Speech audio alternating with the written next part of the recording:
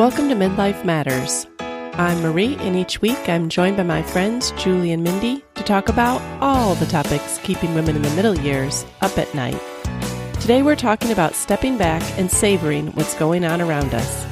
Join us as we share ways to slow down and be more mindful of our present moments. Let's get started. Listeners, today we're talking about living in the present moment. We've all heard about the benefits of living in the now, and yet our minds are often filled with the chatter that reflects the past or the future. And our mind is constantly toggling between opposing tendencies. We spend so much time thinking about what we didn't get done yesterday or what we need to do tomorrow that we lose sight of today. And even thinking about the future, there's the fear of what's next, but on the flip side, there's the powerful pull of hope that lies beyond today. Yeah, this is a lot. And this is because Julie read an article. So Julie, why don't you take over from here and explain the article and what your thinking was? Well, it was kind of the perfect storm of things that came together. I mean, you guys had been talking about a similar topic last week. And then I read this article, and in my walks in the neighborhood this week, I was going past all these houses, and I'd look on the front porch, and there was literally a pile of snow boots, snow clothes, sleds, hats, gloves. And I had two thoughts. I thought, oh, poor mom. Mm-hmm. And then my other thought was, those were the best days of my life. Mm-hmm. which is it, And I know if you went in and told that mom, like, oh, just enjoy these days. They grow up so fast. Moms don't really want to hear that when their kids are fighting and home from school and not getting along and making messes, But I started to think, what is it that the older mom is really trying to say? Because I don't think she's trying to say, love the mess, love the fighting, love the, love the cooking and all that. It's don't forget to live life in this phase, like really live. And not just, that everything is great and fun and you're supposed to love that, but surely something is good and you should pay attention to that and you should give notice to that. I think that's what the older mom is saying, because she probably realizes at some point life's not always just propelling you forward and onward to bigger and better days, Right. And we'll talk more about that later as we develop it. But that's what started this conversation in my mind. Mm-hmm. Oh, it just was funny how she said in my mind, because she knows that she saw our conversation about trying to enjoy the now, wishing for maybe some quieter, more scheduled routine days, because we're not in a schedule or routine in our homes right now, are we? And I think that's where this conversation is going to get good, because it's not that those things are wrong to wish for quieter days, but it's about where your mind is. And so, I think we'll uncover some good stuff. Yeah. And listeners, I just want to give some context. So we had a big storm on Monday, and this is Thursday. And so all the kids they were already off on Monday, and they will be off. I saw some parents thinking that maybe our county will keep school closed and they'll go back on Tuesday. And so I can remember just the absolute despair that I would feel when my kids were that age. Like the first couple days, sledding, hot cocoa, running the dryer every time they tromp in with all their wet gloves and scarves, and you want to get them dry for the next time we want to go out. But when you're on day like 4, 5, 6, it can be a slog. And this neighborhood is really great, the one that we're walking through, because all the kids are living in pretty close proximity, so they can travel around pretty easily. But like where Julie and I raised our kids, you really had to drive them somewhere. Yeah. And so you probably weren't going to drive them somewhere if the roads were that bad. And so you really were kind of stuck in your house. And one of the things I was reminiscing about this week was my brother lived up the street and had his kids. And then my mom lived about a mile away. And so we would all get together and walk and go sledding. And that was really wonderful. And we were all reminiscing about that this week. Like, oh, that was so fun and all that. But it's just funny because now on day like 4 or 5, I'm even getting a little tired of it. And I can't imagine the moms that are still dealing with all the little kid things. So yes, yes, that was such a great time. But I also remember that while it was great and we had a lot of fun, and even today we reminisce about it, I do also remember like my absolute despair when the automated call would come in and say, another snow day. Right. And so you get a clue as to how bad it is. Like I have a friend who's a teacher, and she showed the school outages, for school closures for Tennessee. Every single county has been closed the whole week in the entire state. That never happens, because the 3 sections of the state are quite different geographically, right. and every single county. Yeah. Yeah. So it's a lot of snow. That you guys have all been hit really hard, and it's ironic that one of my Facebook memories recently was apparently my reaction to when my kids were little and school was called out again, and it was something to the effect of I had written like, I'm volunteering to come pick up all the kids and drive them to school if there's certain bus routes that aren't safe.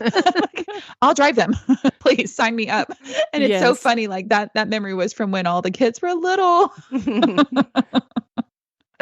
But it's the same feeling. I think even now when my kids are older, like I naturally enjoy routine. And as much as I look forward to going on vacation, if I'm on vacation for even a week, by the end of the week, I am craving getting back to what I'm used to and a normal routine. So even in the midst of some place that might be fabulous and beautiful, and it's supposed to be vacation, and you're eating all the good food and you can sleep till whenever. And I don't really love that for too long. I know. Me either. I always feel kind of guilty by the end of vacation. Like I just need something normal. So it just goes to show our minds are like, it's very hard to keep our minds where we are. Right. Yeah, right. it definitely is. So, Julie, why don't you describe the article that you read? What did she talk about?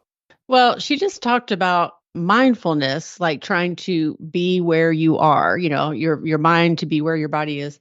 She talked about mindlessness and how that can cause a lot of problems, a lot of anxiety and stress and just bad thoughts. And then she gave ways to combat it, which we can talk about later. But I don't know. I thought it was really good, really a good article. And she is a psychologist, so it wasn't just some influencer writing. She was a medical professional. Do you ever feel like you're letting your life go by without actually living it? Like maybe you're preoccupied, lost in your thoughts? Yeah, I think that is just another way for saying preoccupied, like are in your head all the time. And then it's kind of like that analogy of driving down a road. If it's a routine road, you realize you don't even recognize anything you pass. So, like you don't remember passing certain things because you've just been in your head. And I struggle with that a lot, and even more so now. And I really fought that hard when John was sick because I was worried that we weren't really living, like, oh, we aren't traveling. We aren't going out to dinner with friends. We're not playing games, with friends. We're not taking walks. And I didn't want to have any regrets. So I learned that you don't have to have those circumstances to really live, because if that were true, there's a lot of people that couldn't be living, So there has to be a different way to live in the moment. And it really doesn't depend on a lot of circumstances. Yeah, I thought it was interesting that she said one of the biggest reasons we don't live in the present is because we never shut up. We constantly talk to ourselves. And I don't know if I thought that I was the only person that talks to myself, but there is always something going on in my head. And it was comforting to me to read that other people always have something going on in their heads too. Yes. Yeah. And our heads can be quite loud, and we can certainly over dramatize and lie to ourselves. And we can, if we entertain certain thoughts, they can really run away with everything. And so then it doesn't really matter what you're physically doing if your mind is somewhere else the entire time. I know that if there's ever any type of fear, anything that is kind of worrying me or causing anxiety, that it's easy to let those negative feelings run away with the things that are happening, even if everything right in front of me is really good. You can be celebrating at a party and be in your mind completely worried about something else. So it's very interesting how this, works, this mind, body, spiritual connection. And that there's a lot in the Bible about training our minds. And the older I get, the more I realize that's exactly what I need to do. Yeah. And Marie, like you said, talking, we don't shut up. And I thought, well, I'm not a verbal processor. Like you've said before, you're a verbal processor, but I am talking in here, in between my ears, it's just not out loud, but that is still, it's still noisy in there, Right. Other people don't hear it, but I certainly do. And it's always happening. And I'm curious, and I don't have an answer for this, but if we're all always talking to each other, and that's like or talking to ourselves in our heads, and that's like part of the human condition. And yet, probably in the last, I don't know, at least 5 years, I have started to fill that time. Like AirPods and headphones, they give you such a way out of listening to those thoughts in your head. And so I don't know if that's good for me or not. Like sometimes I think you do need to sit with the thoughts in your head. And if you're always putting an audiobook in or podcast or music, or I just feel like now you can always have something else to drown that out. But I don't know if that's good or bad. I'm conflicted. Well, I think you said like it's good to sit with your thoughts. I think it depends on what you're doing with them. If it's just running on a loop and that's not good. And getting more negative, and maybe you're believing every thought you have, like there's, we'd have to delve into that. That's not good. So I guess it's what you do with them. Yeah, I totally agree with Julie, because I think sometimes it's an act of bravery and courage and surrender to pay attention to what's in my own head. If I have been so actively trying to drown it out or be too busy or things to be too loud to really pay attention. And then other times, if I have surrendered those thoughts, if I am going to actually choose to trust the Lord with the things I have given him over and over again, then at some point I just need to move on. Like I need to be distracted. And I think then it's okay. Like then every time it pops in my mind, I'm actively, okay, no, Lord, like, please take it again. Okay, let me move on. Let me live. Let me focus on this other thing. Yeah, that's a good point. Well, what are some of the signs that you've noticed that you may be unintentionally missing out on living your life? Some thinking patterns that I've noticed that kind of give me clues that I'm not living in the present. One of them is just like always wanting to be in a different place. Kind of like you said, Mindy, like even when it's something good, maybe you're thinking about, you're on vacation, but you're thinking about home, or when you're home, you're thinking about when's the next vacation. And that's just a clue that I'm not in the present. I know for people that work, you could just say, if I can just make it till Friday and then everything will be okay on the weekend, like, well, that means you're missing out on 5 days of the week, that's a huge percentage of your life. And another way, and she mentioned this in the article a little bit, was when I anticipate the end of a good thing before it's even over. That's probably the way that I do this the most. And especially if you let that anticipation interfere with the enjoyment of the moment, And I think her example was that she had a friend, and every time she was like in a beautiful place, she'd say, "Oh, this place is so beautiful. I want to come back here." And she would say, "You are here," and I can't think of how many times I've said that, like, while I'm there, I'm already thinking this is going to be too short. I want to come back, or like, I'm not here long enough, or, and I mean, nothing's wrong with making the trip back and planning it, but like in that moment, you're not there really. Right.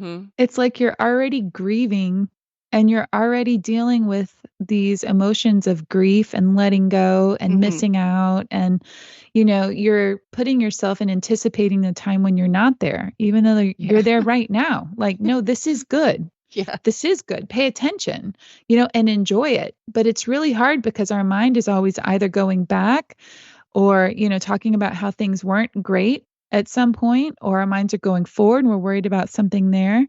And so, yeah, I know one of the telltale signs for me, I totally agree with all that you just said, Julie, is sometimes I don't know what's in my head because I'm not a verbal processor. But if I hear myself say, I wish, or like, and it's wishing for circumstances to be different, or it's anticipating the road to be really hard, and just like I'm just I'm just sure that whatever that circumstance is, it's going to be difficult. And I'm already dealing with those emotions, even though when you get to the circumstance, it might actually be good. But I've prepared in my mind for it to be bad. So I'm already dealing with those negative emotions and trying to spin it, But yeah, saying like even now, like I know that Jacob's going to be leaving for college and the time is short. Well, I can focus on that, or I can focus on that I get to see Jacob every day right now. Right. Well, and it's, yeah. And your mind can't only hold the one. It's impossible for you to say, no, I'm only going to focus on every day, because your mind is going to know that he's leaving. So yeah, that's hard. Yeah, it's a fight to stay in the present, because when we're not, that's when we miss out on other good things that are happening. Right. So then how do we I've deal? learned. We have to come to peace with the past. The past is constantly roaring up. We also have to do something with the future. Like some of it takes planning, to be financially sound. You have to plan, you have to save. We buy insurance for the unknown. People talk about making a dream board. And if you never make a dream board, you're never going to reach your goals. You know what I'm saying? Like there's all these things about planning, preparing for the future. So how can we deal with the past, plan for the future, and live in the present? Like you have to be dealing with it all. Yeah. Yeah, you can't ignore it. Right. Right. One thing I liked about the first snow day is it's kind of agreed upon that it's like a pause in time. Like the second snow day, some people start getting back out. And I know like doctors and there are people that have to get out no matter what the day is. But in general, around here, the first snow day, no one's going anywhere. And it kind of feels like a free day. And my college daughter is still at home, and she came to me worried about something. And I said, let's not even worry about that today. Like, that doesn't even count today. I felt like that was like the easiest day to live in the present, because you're forced. No one's expecting you to make any plans for the future, because we don't know how long the snow is going to last. And it's just kind of like a free day. I don't know. Have you ever had that feeling before? For one day. Like you've been given a pass. Yeah. And so for that day, I can most feel and experience what it's like to live in the present. That day gives me like what that kind of feels like. Now, I'm not saying I do that every day, but it's kind of neat to get a glimpse of that. Right. Yeah. How good that feels. Well, it does feel good. Yeah. This was something I was going to kind of share at the end, but I think it might be a good place to do it now. Like, ironically, I find that it's easier to do this when my life is not in its ideal. Like when the way I want it to be is not lining up with the way it is. And this is all just from my recent past experience. But when your present is very painful, you're like, well, I don't want to live in the present. But you're really desperate at the same time to find something good. So you have to be intentional, like Mindy is, and learn to experience the joy right alongside the sadness. But when things are rocking along pretty well, like most of my life, the tendency is to kind of allow like very minor annoyances to keep you always longing for something else. Like you're just on autopilot. So like in my 30s and 40s, I thought, gosh, I mean, I had life I totally wanted. I mean, a great marriage, 3 great kids, financial security, friends, but that didn't make me immune from kind of wanting to rush through life and get on to the next vacation or the next weekend or the next opportunity or the next phase of life, and nothing's wrong with any of those things. I mean, but it's just another indication of how hard it is to keep your mind in the present. So I think it's a little bit harder when things are somewhat going good, which seems like you'd want to stay in that present. Right. But I think it's just easier for me to allow those little annoyances to keep me out, to keep me looking in the future, for better days. Kind of like that mom phase. Because Right. now I just can realize those are minor annoyances. At the time they seem really big, but at this phase I realized they weren't. Yeah, that really resonates with me. I remember a pastor saying one time, he was talking about Christians here in America versus Christians that are in other countries. And he said so often, we build up our problems as being so huge. He said, but when you look and you see somebody else in another country and you see their circumstances, you realize we're literally trudging through ankle deep water. Like they're up to their neck, and our ankle deep water is what's literally holding us back from enjoying, from living, from surrendering, from feeling free to live our lives with what God has blessed us with. So I think about that. I'll think, is this ankle deep water? And most of the time, yeah. But sometimes you do get in a circumstance that you're in over your head. And I can understand, Julie, that you would say in that circumstance, when you realize just how out of control you are, it gives you a perspective of life that you couldn't have otherwise. I know that Bryce and I dealt with some information in December that kind of changed our whole perspective about our lives. And it made us very grateful. And it was something that we didn't know what it was going to turn into. It was, there were a lot of questions involved, and we're going into a season of celebration, and we're like, it made us very thankful and grateful for where we live. It made us thankful to drive down that road. It made us thankful. Like, it's amazing how our view changed of all the ordinary things.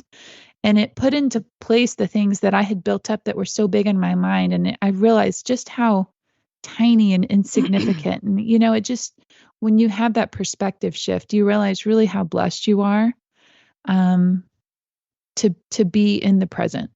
Right. Because it really is odd that you would think a life of ease and comfort would give you that, but it's quite the opposite, It's weird how that works. I think this little paragraph from the article kind of speaks to that. She said, we can get so trapped in thoughts of the future or the past that we forget to experience, let alone enjoy what's happening right now. We sip coffee and think, this isn't as good as what I had last week. Or we eat a cookie and think, I hope I don't run out of cookies. And so I feel like that's a life of ease, sitting there sipping coffee and eating cookies. And yet still we think, well, is this as good as it was 2 weeks ago, last year? Or we think, oh, I hope we don't run out of this good thing. We're already anticipating, like we said earlier, the end. I feel like those are the kinds of thoughts that creep in when life is easy, and maybe that's what makes it hard to focus, like you said, in the present, Julie.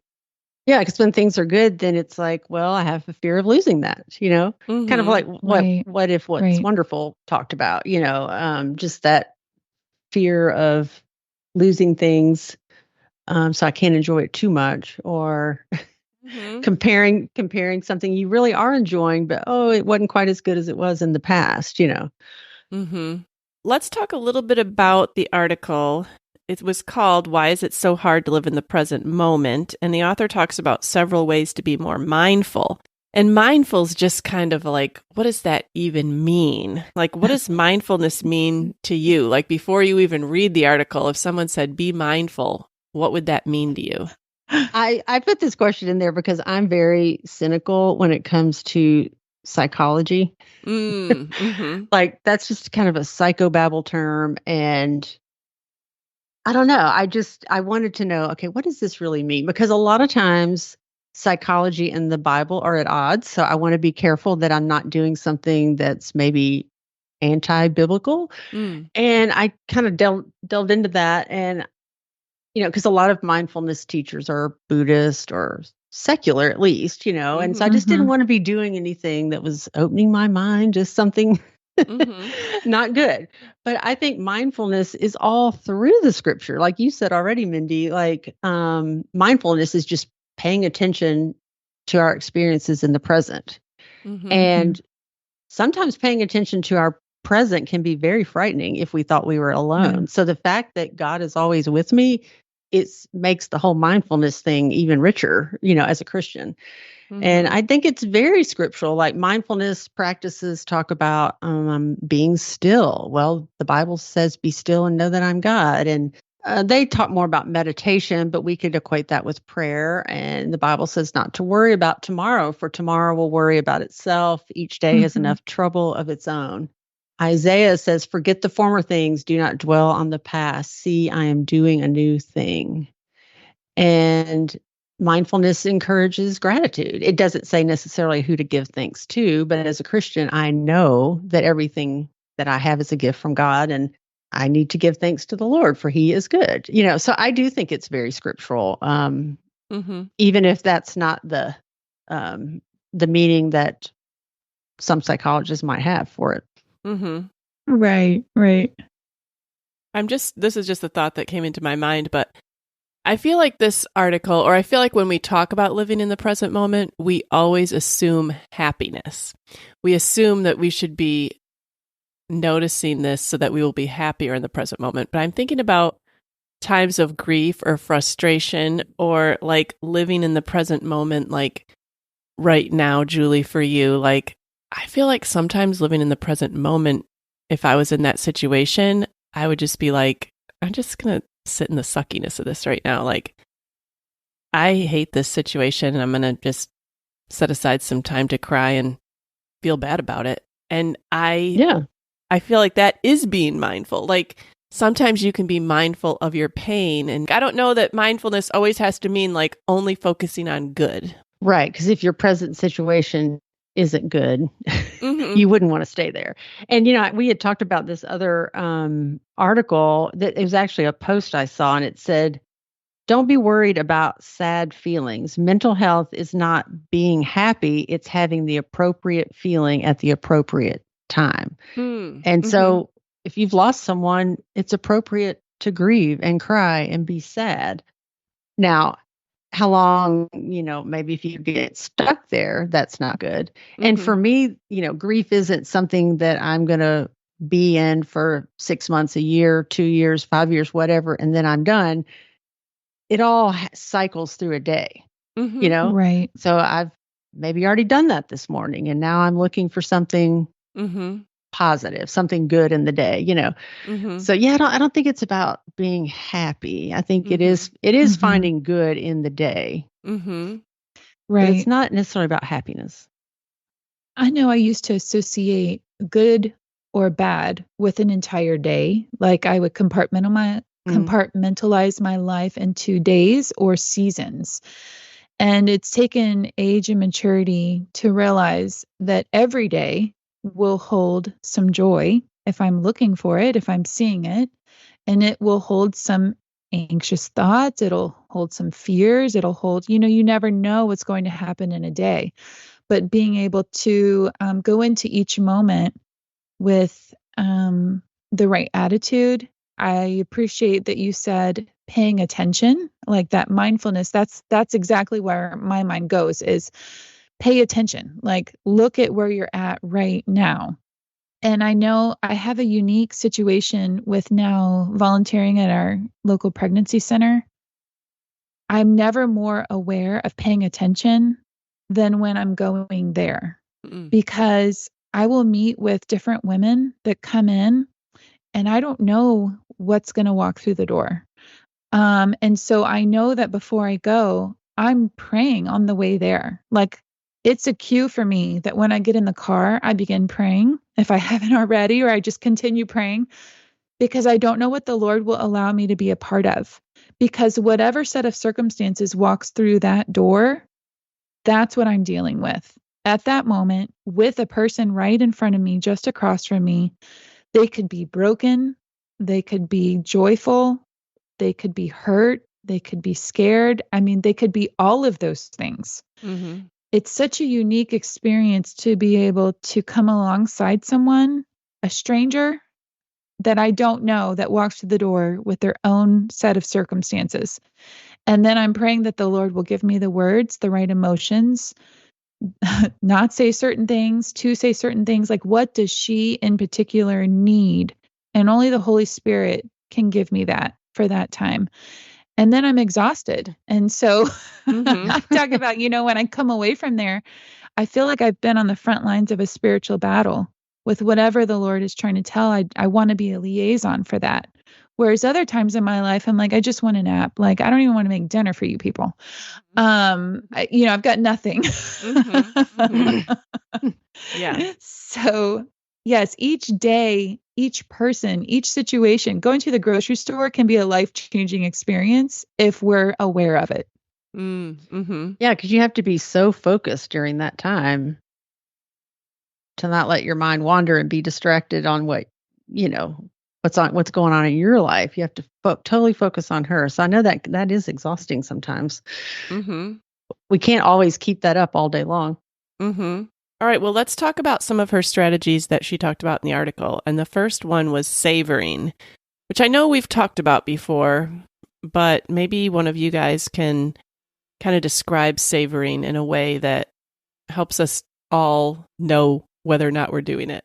Well, in What If It's Wonderful, she did talk about savoring, and she talked about using all your senses to enjoy something on a deeper level, like what does it smell like, and what are the sights and the sounds and the feelings you had. And I like how this author said, try to savor something that you would usually hurry through. Like eating a meal or sipping a cup of coffee. And Maria, I thought of you on this because I know you like to savor your lunch. And set that time aside, and you don't want to eat standing up or on the run. And I've always appreciated that because, like, now that John's not here, I set the table at night because I could easily just probably put a fork over the pot on the stove. What would anybody know? And my mom and David and we occasionally eat together, but I think even if it was just me, I would want to do that because to slow down, take that time, and make somewhat of a production out of it, to enjoy it. Otherwise, it's just kind of mechanical, like, Right. Right. So, yeah. Yeah. I know for me to savor something, I have to look at it like with my eyes. You know what I mean? And I know that seems silly because in the article she talked about, have you ever driven a place you don't remember, getting there? Or have you read several books or several pages in a book and you have to go back because you can't remember what you just read? Like your mind is somewhere else while you're actually looking at something. So one of the things is I live on a really beautiful road. And one of the ways I savor it, I've mentioned this before, is I turn on the Joy FM. It's a radio station, and they always do the traffic report out of Atlanta at 5 till the top of the hour. And I'm savoring my country road. I'm looking at the sun shining through the trees. It's a 2-lane road. Like, I go through woods, I go across the lake, and they're talking about the traffic report in Atlanta. So even hearing the traffic in Atlanta, the slowdowns on 285 and Camp Creek Parkway has all 4 lanes blocked on, or whatever. And I'm like, I hate that, but it helps me savor right where I am. Like, I'm so thankful to live where I live, and I'm so thankful to drive down this road. And so somehow that helps me by hearing others' distress, which is really not good, but but also sometimes I feel like it's an act of bravery, like for me to not have noise when I walk. To actually look at the trees, to look at people's landscaping, to, if I hear a bird, I try to find it in a tree, or, I look at the sky, look at the clouds, but really trying to pay attention and see the things And then, let my mind wander, because our minds are constantly busy, and it's very difficult to train your mind. It's harder than training your body. And so to be able to look with my eyes and then realize what I'm seeing helps me to try to savor. Like even on that snow day, or I felt like even like when my girls first got home for Christmas break, a lot of times they were already anticipating problems that they were going to have to deal with when they went back to campus. And I would be like, oh, don't have to think about that for a month. Like, can't we just enjoy this holiday time? And then it would still keep coming up. So I'd be like, listen, like, it's like going to be Christmas Eve and Christmas. Like, let's just not even think about that till after the new year. Let's just savor this time. Sometimes I don't know if it's easier to recognize that other people aren't savoring it, or if I just really want to carve it out as like, okay, like, yes, I know all those things are still going to be there, but let's not worry about it right now.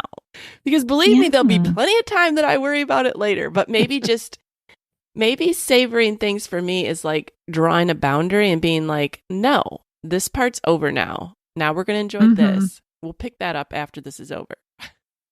Yeah, not bringing any trouble into that day that's going to cause you not to enjoy whatever it is you're doing. Yeah. Okay, because have you guys ever noticed that sometimes if you have been really stressed and then you get to a place where those stressors are gone and then you're stressed about not being stressed? Yeah. I noticed that a lot with my college kids because they are stressed.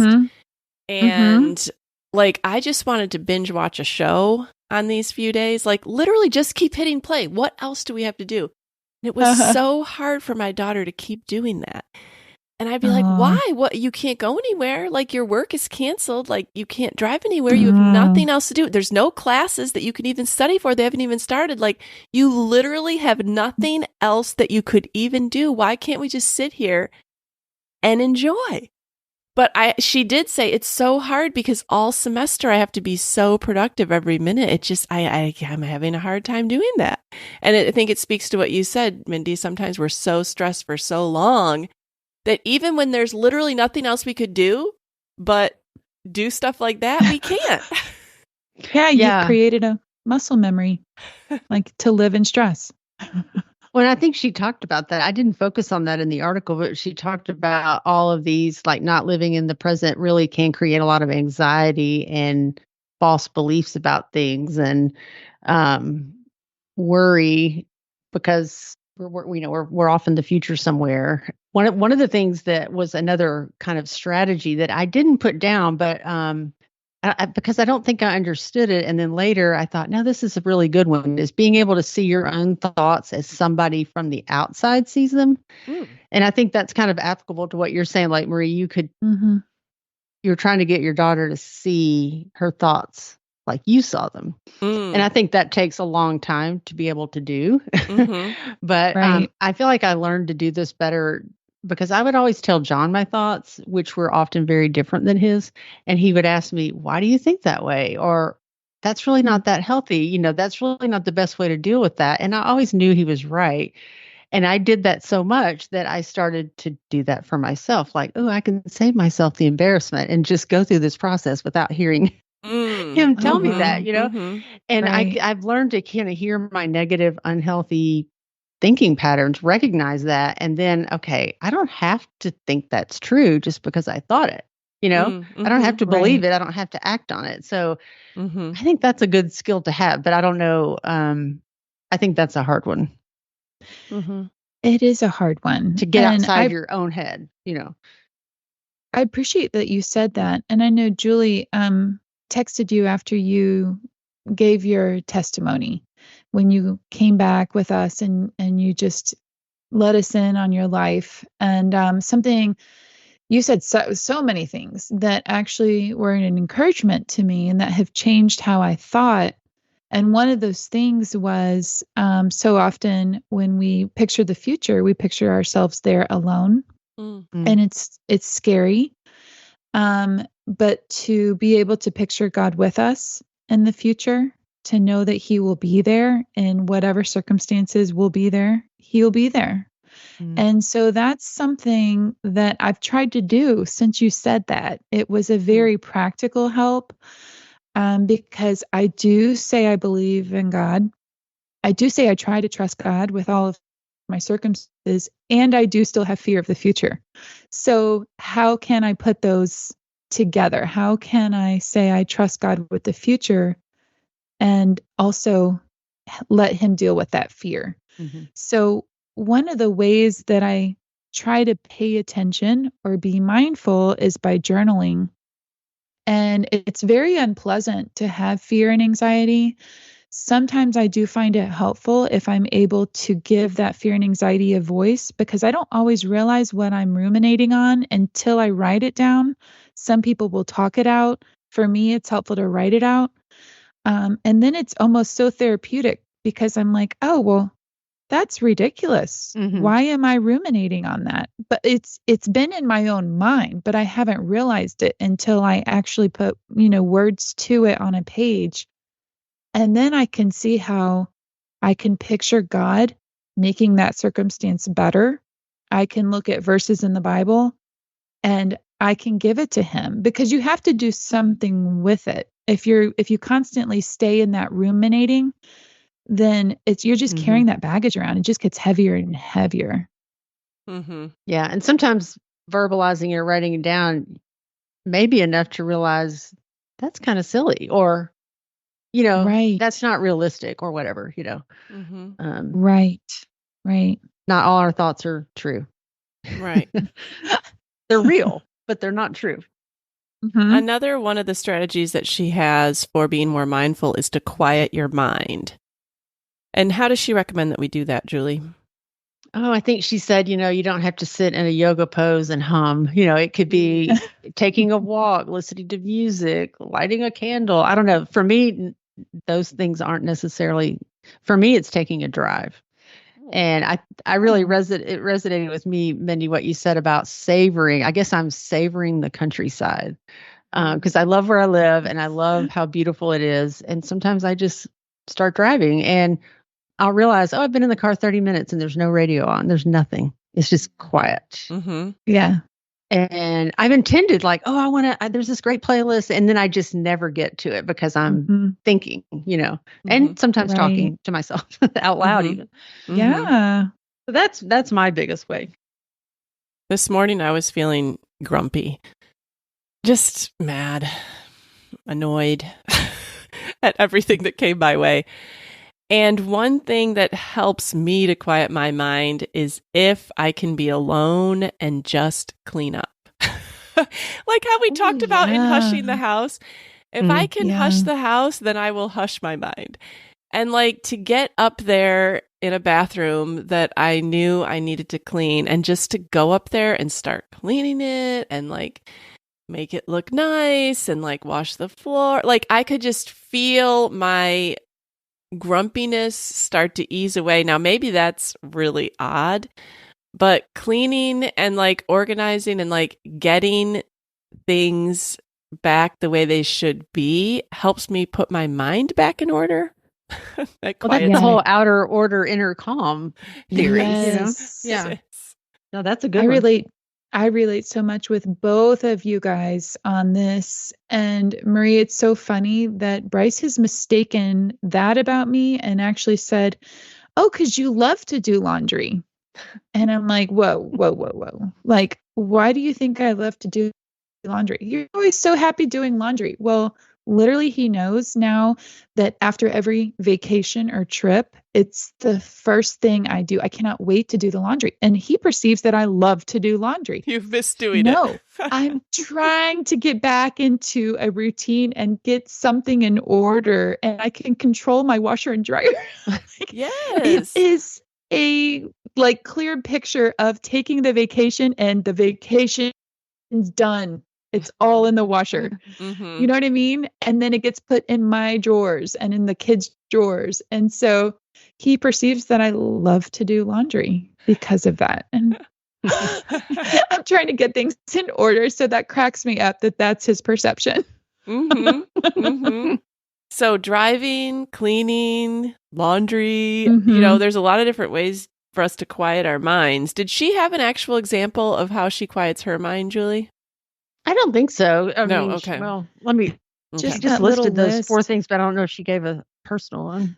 The one that I thought was interesting, I actually want to try it. So she said light a candle, but she said actually stare at the flame for like a couple minutes. Mm-hmm. I was like, I might try that because because we had a big fire. We had a big burn in our backyard, like an on purpose burn.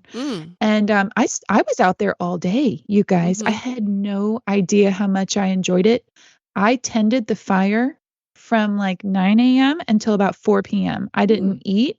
I only came in the house once and time flew by. And all I did was added branches to the fire, stoked the fire, watched the fire, moved when the smoke got in my face. I can't tell you what an enjoyable day that was. It was after New Year's and after everyone, left. And it was like therapeutic to stare at the fire. Yeah, I think that's why I like fire so much. So yeah, I would have to put that sitting by my fire. I don't know if staring at a candle flame would do it for me, but a fire, yes. I'm going to try, Julie. I'll let you know. I guess that would help in the summer, right? Something else that helps me, but I can't control these circumstances, so I almost didn't say it, is not rushing when I get up in the morning and then having time to be alone, journal, read, praise music, but a quiet house. So I rarely have a quiet house. And so maybe that's why I do enjoy it, or I see the gift of it when it is quiet. But most of the time I'm rushing off somewhere. So the random times that I have the gift of maybe some quiet space, alone, no rush, that I'm like, that's golden. Well, the last strategy she had was giving notice. What did she mean by that, Julie? Well, she said, I think when we're on autopilot so much of the time, life just passes by without really registering on us. And she said, try to make it a challenge to notice something new when you think you know everything about a certain thing, maybe just your drive. Because she said, when we think we know what to expect, we stop paying attention. And I heard someone else say, think of it like a child, like who looks at things as if you were doing this for the very first time. Like, how would that be different than this is the 100th time I've done it, And I think that's true, like with our thoughts, like when we think we know what to expect, like this is going to be bad, then you're probably going to find evidence that it is bad, and then you might miss that. Well, no, there was some good over here, When you're only expecting bad, your brain's going to find evidence to prove that. I would say I want people to give me a second chance or a third chance, or, like I messed up or I said the wrong thing, but, give me another try. Give me a chance. Like, see the best about me. Well, we want the opportunity to change and grow. We want others to let us have the opportunity to change and grow. And I think, I want to give my husband, my children, an opportunity to grow and change. And I think that when you have been in a relationship with anyone for any length of time, you think that you know that person so much so that you don't allow them to grow or change. You don't allow them to be able to like something new or change a bad behavior or something like that. And I think that that's where we stop paying attention to those people that we love and that we spend the most time with. And so to give others an opportunity to grow and change, to stay interested in the things that they're talking about, the things that they're doing. So I know even in conversations, I talked about looking at the situation with my eyes to pay attention. I look at people with my eyes to pay attention. When they're talking about the mundane things at work or school, and I want to pay attention to those because every day is different. They're constantly growing and changing, and I want to be there for it. So that's kind of what I thought about. That's a good example. That's really good thoughts. And you have to be paying attention to notice those things. Julie, I'm glad you brought this article to our attention. I think there is a lot here. I don't know that any of us are going to be better at living in the present moment after this conversation, but I feel like it's got to help us for at least a little while. I feel like everything helps for a little while. Like Mindy, your example about getting some news that kind of shook you up. Like that'll help you for a little while, but that effect will wear off. This discussion might help us for a few days, and that effect will wear off. Like, I just think as humans, it's just so hard for us to live in the present moment. And so we just always need to be reminding ourselves of that. Listeners, we'd love to hear your thoughts on this. You can come and find us on Instagram at Midlife Matters Podcast, or you can email us at midlifematterspodcast@gmail.com. But before we go, we want to do I'm a Fan.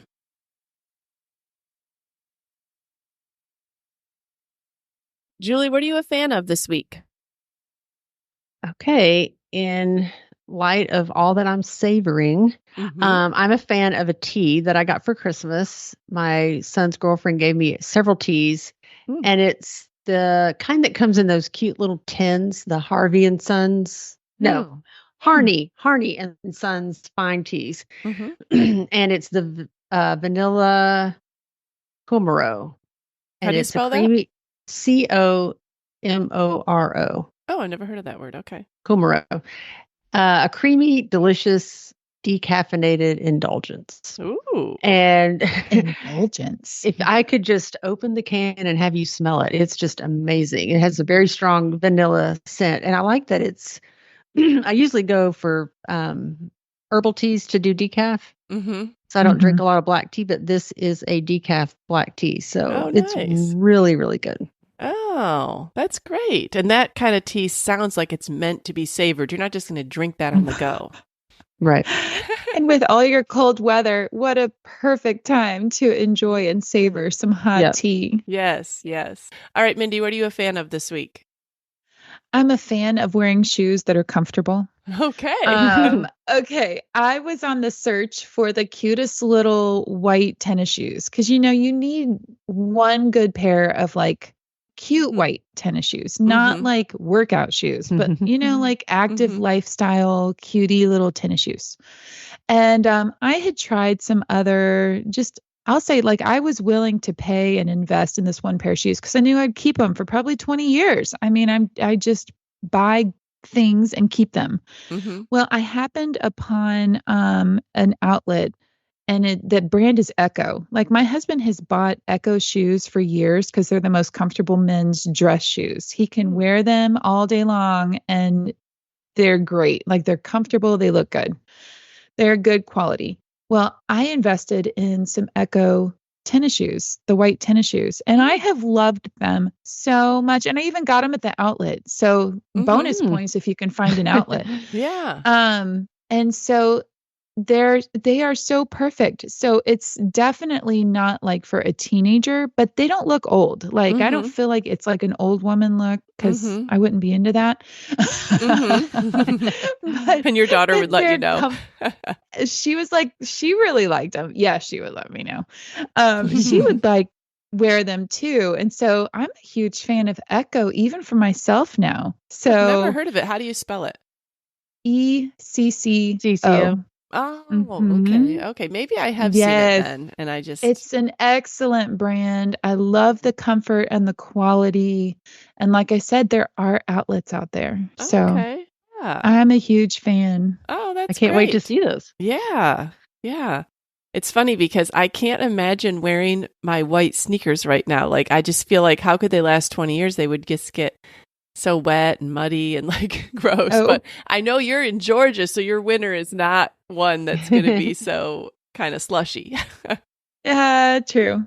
So. Yeah. All right. I'm a fan of a movie. It actually came out last year and I wanted to see it with our book club and we just never got around to it. The Are You There, God? It's Me, Margaret book was like probably formational in my childhood. Mindy, I don't know if you're too young for Are You There, God? It's Me, Margaret. I feel that sounds familiar to me. I bet your mom read it. Yeah, probably your mom. So apparently it was released in 1970, But I probably read it in, I don't know, early 80s. And I will say that if you read that book growing up and it was one that you remember, I think you would enjoy the movie. It's set, I guess, in the 70s. And so my girls loved watching it just because of the fashion and like the home styles. I mean, Abigail kept on saying, "Oh, that's in right now," or "Yeah, that's come back," and all these things. And so they even enjoyed watching this movie. It was very clean. It was a good movie just to sit down with your daughters and watch, and they got to see like some of what your childhood might have been like, not plugged in, not with technology, just like summer camp, normal things. And so if you're looking for something, I think I rented on Amazon Prime, but you might be able to find it on other streaming services too. Oh, that sounds like a great option to watch. Because I'm really looking for a lot to watch right now while it's cold outside. Oh, are you? Okay. Well, I think you'd enjoy it.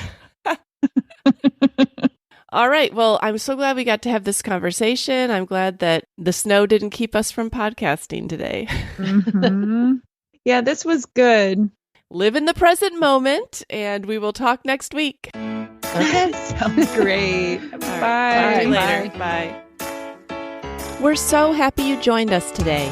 You can find the show notes for this episode at midlifematterspodcast.com. Also, please tell a friend about the show and help them hit the free subscribe button on their favorite podcast app. Be sure to follow us on Instagram at Midlife Matters Podcast.